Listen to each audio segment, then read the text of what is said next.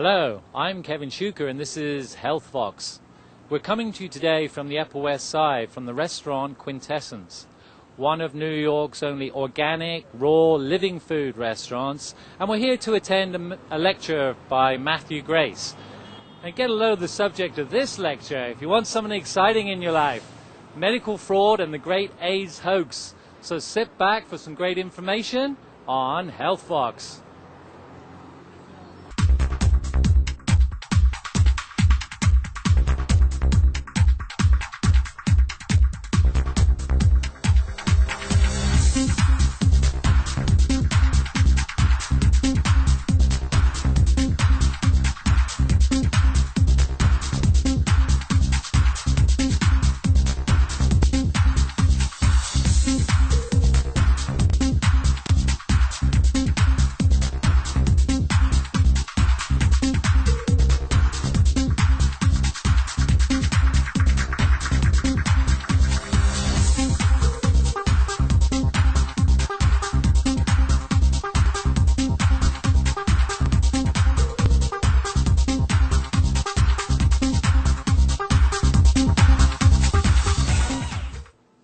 What they're testing for, again, is not the virus. There's no such thing as an HIV test.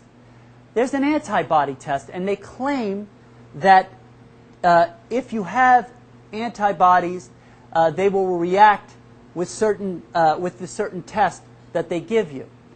And these antigens that are supposedly specific to HIV are not specific to HIV.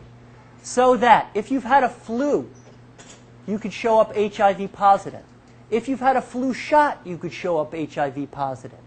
If you've been pregnant, you could show up HIV positive. So there's all this confusion. Then I realized that there was a third possibility for the outcome of an HIV test. I mean, I remember for years and years I studied these tests and went and got tested. I'll share that with you in a second. There's positive and there's negative. You would figure that's it. There's something called indeterminate that nobody knew about. And even the patients won't know about. Just doctors know about indeterminate tests. There's 4 different ways to decide whether you're HIV positive or not, depending on what agency you go to. Whether you go to the Red Cross, whether you go to the Association of State Territorial Public Health Laboratory Directors, there's a few other health organizations, and they all have different criteria for what constitutes a positive result. So here is a book from 1993, the Morbidity and Mortality Weekly Report that the Centers for Disease Control puts out. And it's about the Western blot test.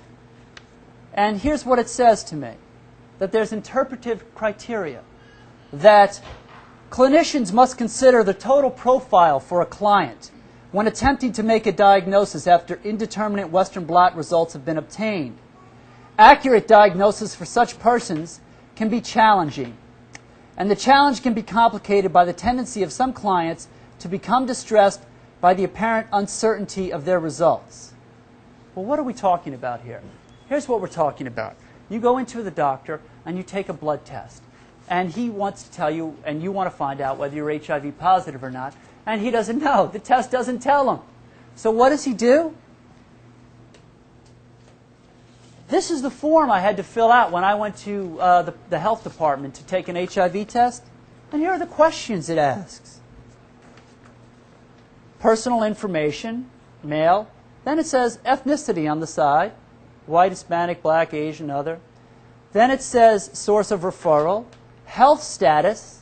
It's asking me this. This is wrapped around the blood and goes with it. HIV symptomatic, it asks. Healthy, plans pregnancy. Then it asks about risk behaviors.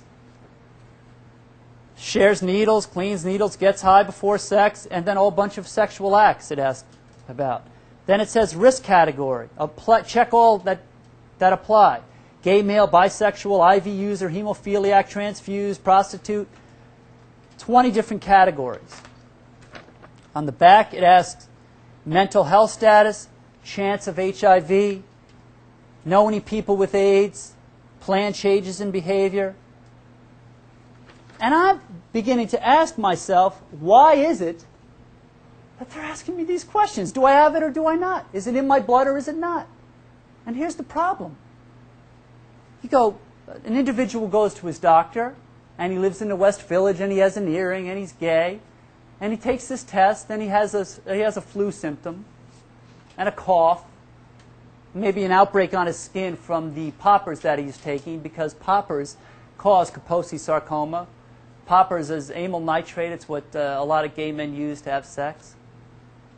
So you go to your doctor, and you sit there, and you have, a little mark on you, and you're a little thin because you've been doing a lot of drugs and smoking and staying up late, and you have an indeterminate result. And another guy comes into the doctor, he has an indeterminate result, but he lives in Westchester, and he has 2 kids and a house and a car. And guess what you're being told?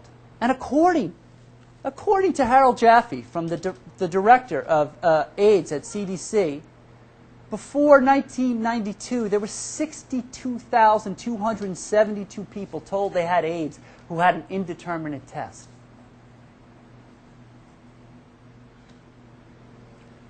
People jump off buildings when they're told they have HIV. People kill themselves. People leave their families. People kill each other.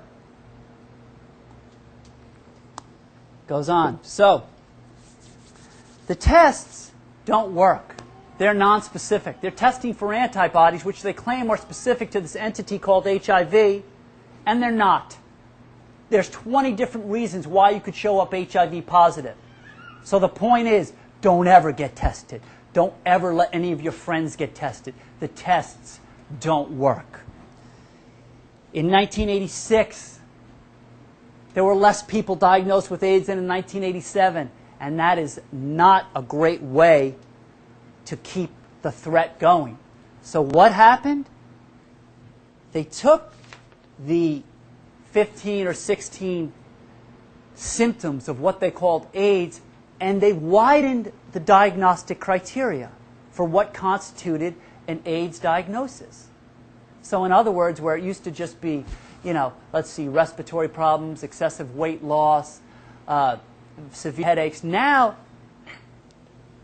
they brought in a new definition. Well, isn't that insane?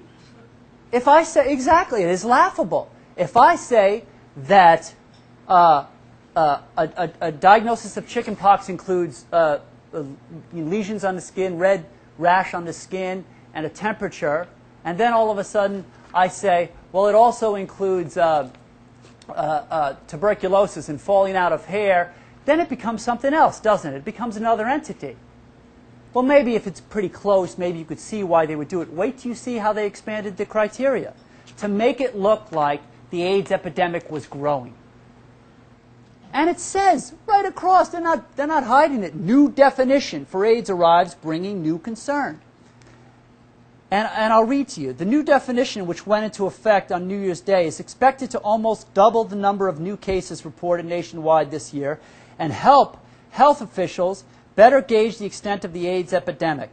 Adding 3 illnesses and a test of a person's immune function to the criteria now as indicators of AIDS. The definition would capture many cases among women and drug users who had been left out.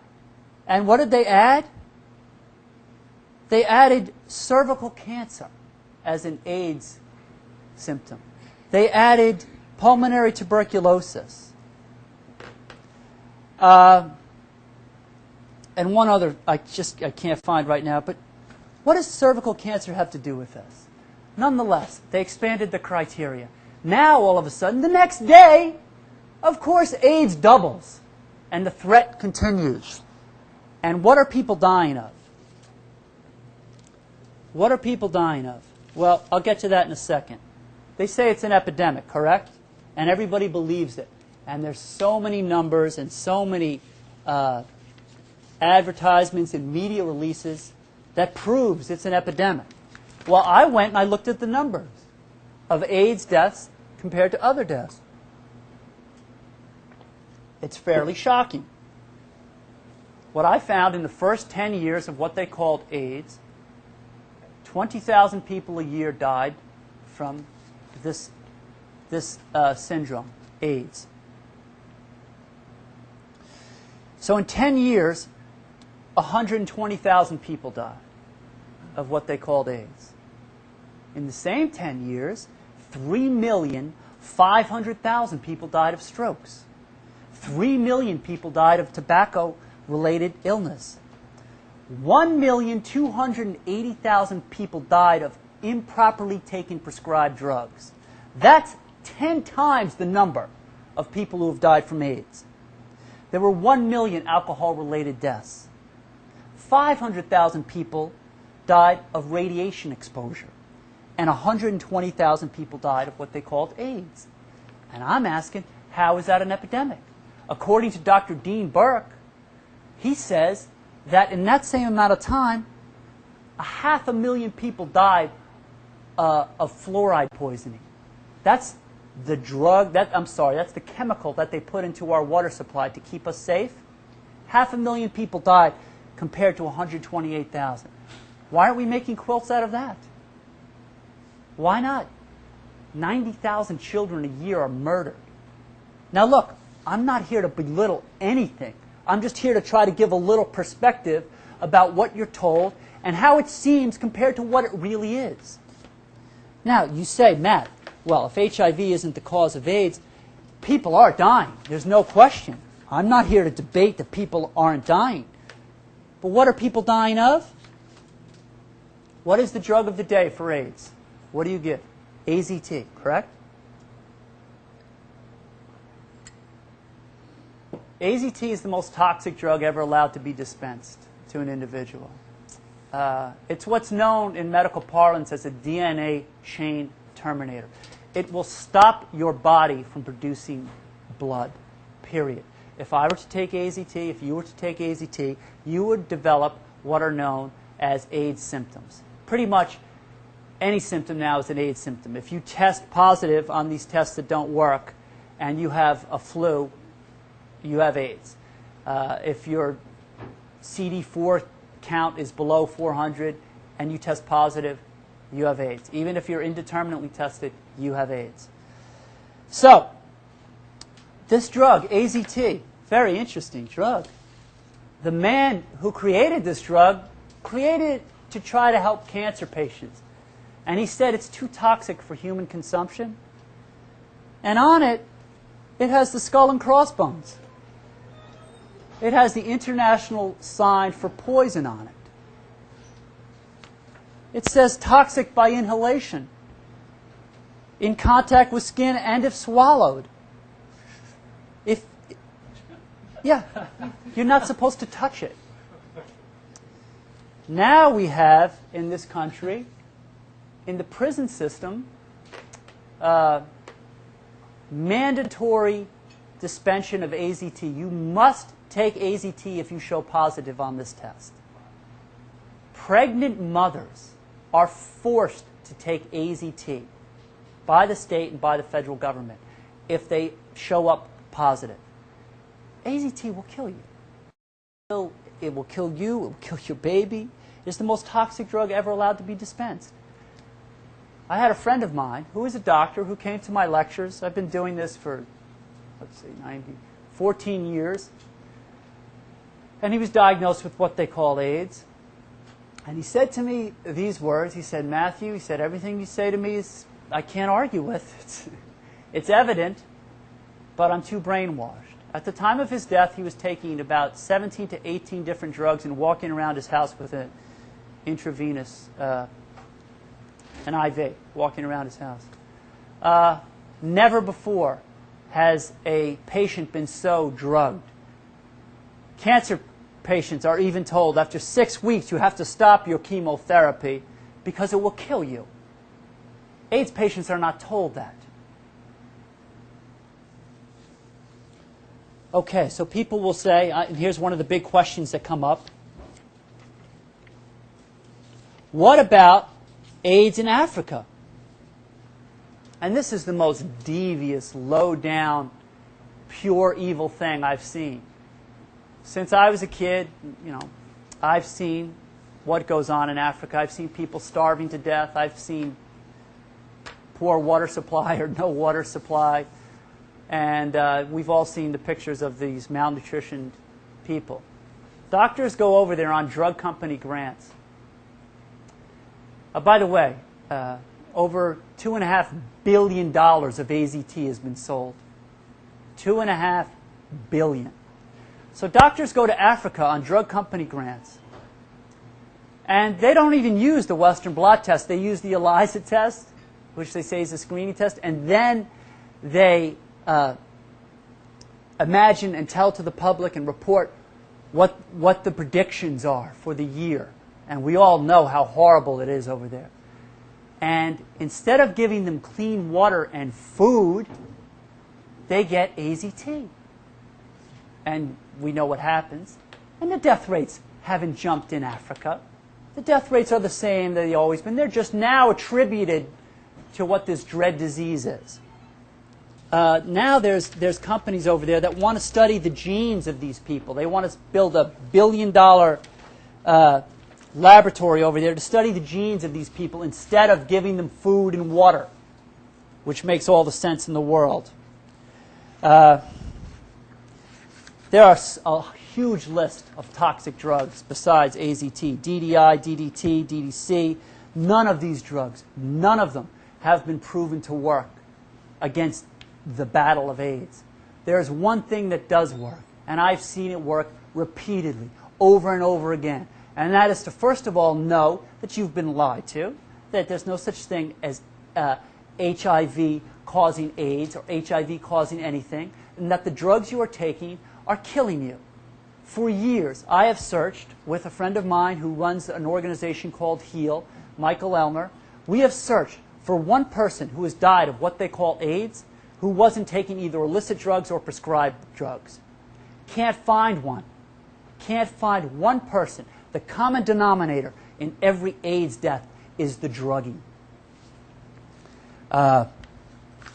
So, documented recoveries, there are endless documented recoveries. And of course, when I ask Centers for Disease Control, what is the criteria for a cured AIDS patient? Because they say, of course, there's no cure. They don't have one. They don't have one. So, if friends of mine who have been living 14 and 15 years perfectly healthy lives with no drugs say to themselves, hey, I'm cured, Centers for Disease Control says, no, you're not cured.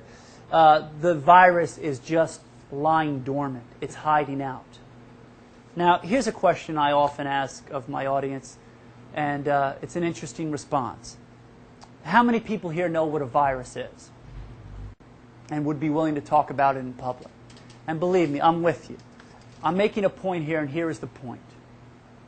We're all out there on the street, having our conversations, living our lives, repeating things that we don't know anything about. I'm as guilty of it as anybody. My wish is to speak from what I know, and if I don't know, I'll simply say, I've heard that, or they say that. I grew up believing a virus was a causative agent and caused disease. From what I've studied, I cannot prove that. In fact, a virus doesn't ingest anything. It doesn't leave any waste. It doesn't have a nervous system of its own. It doesn't propel itself in any way. It's anywhere from 1/100,000th to 1/billionth the size of a cell.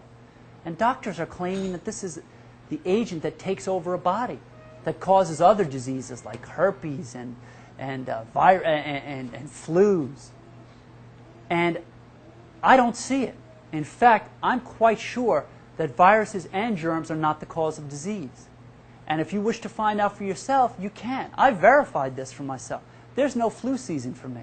Have you ever noticed what modern medicine calls our diseases and our viruses and our invaders? Let's start it off with the German flu back in the late 40s and 50s. Then the Russian flu, right? Then what happened after Tiananmen Square? The Beijing flu, right?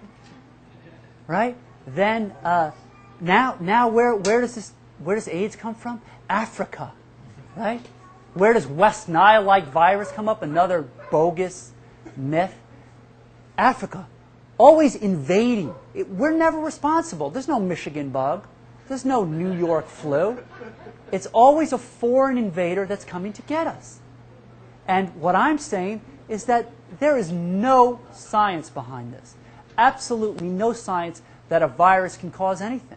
And as far as germs go, just to quickly delve off into that area, Louis Pasteur, who we still laud as one of our medical heroes, admitted he was a plagiarist, that he took most of his stuff from Antoine Béchamp, and he was trying to prove that germs, or microzyma as he called them, caused disease. And he couldn't. He falsified his tests. He falsified his studies. And he admitted it. Yet we still think of this man as a great man of science. What's my point? The point is that we have to begin to question what we're being told. We have to begin to wonder who is running the show here. What do I really know? You know, we're told so many things. And if you look at this, the state of our nation and the state of our health, they're kind of running parallel, right? Foreign invaders are coming to get us. The terrorists are coming to get us, right? Let's give up all our freedoms. How close is that to saying, you have a little invisible bug that only I can see and only I know about, and you have to give your health over to me and put it in my hands, and I will take care of you with my drugs. And how do I know about these drugs? Is it because I studied about them at NYU or Harvard Medical School? No, they're new drugs. How do I learn about them? I learn about them from the drug salesman, who tells me that if I sell a certain amount of drugs, I'm going to send you and your wife to the Bahamas. This is going on. Again, everything I'm saying can be verified. You can verify it yourself. And I ask you to not take my word for anything, but please don't take Dan Rather's word for anything. Don't take NBC or CBS or CNN's news for the truth. Question everything. And I promise you, you will have great freedom. You're going to have to give up a lot, but you will have great freedom. How does all this happen? How is it possible that such a horrible thing as this has happened? That literally what I'm talking about is our government, medical, pharmaceutical industry killing us. Literally pointing and shooting. This is what I'm talking about. And do I think that every doctor knows it? No. Do I think that every doctor suspects it? Yup. If you begin to ask your doctor enough questions when you're sick, one of two things will happen. He will say either, honestly, I don't know, or he will get very angry with you. Very angry. Because what's being threatened is a large sum of money invested in education, and also this aura of, I am the doctor, you will now listen to me. It's much like a cult. And what was it built on? Let's talk a little bit about modern medicine and how it began, how it became so powerful. At the turn of the century, John Rockefeller, you've heard of him, was producing a great amount of kerosene. And he had to get rid of the offshoot of the refinery. So he was dumping it. Certain municipalities and certain people obviously got very angry. It was toxic stuff. Stop doing this. Well, he took a little hint from the pig farmers who used every part of the pig, every part, to make a profit, and he bottled it. And he called it Nujol. And at the time, the Rockefellers were amassing great wealth.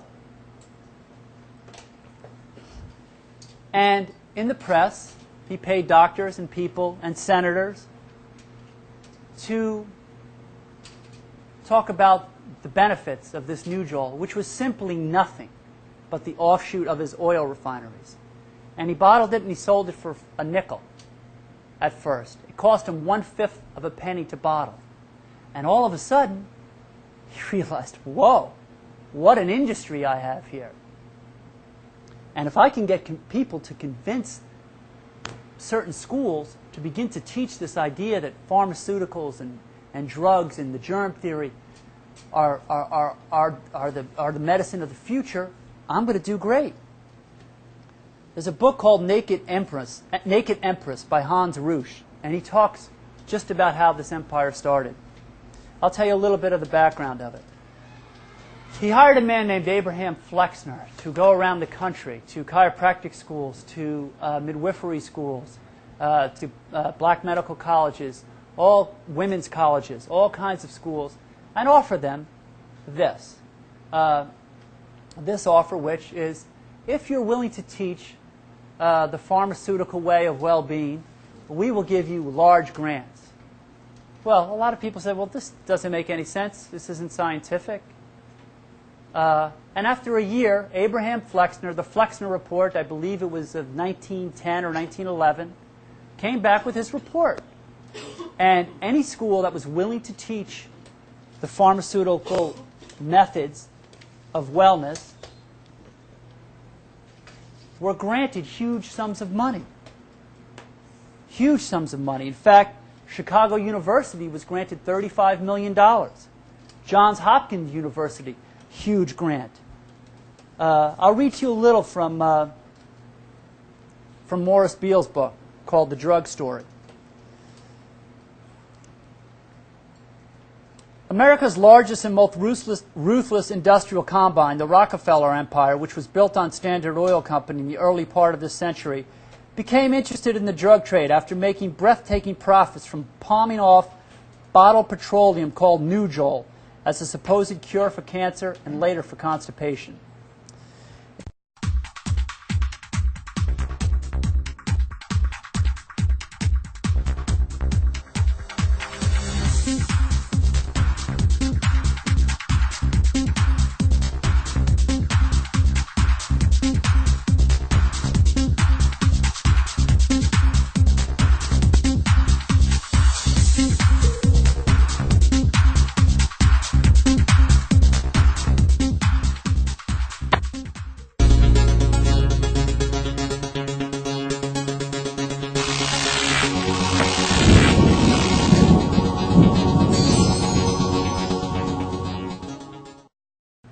Believe me, if your wish is to be healthy, you must practice health.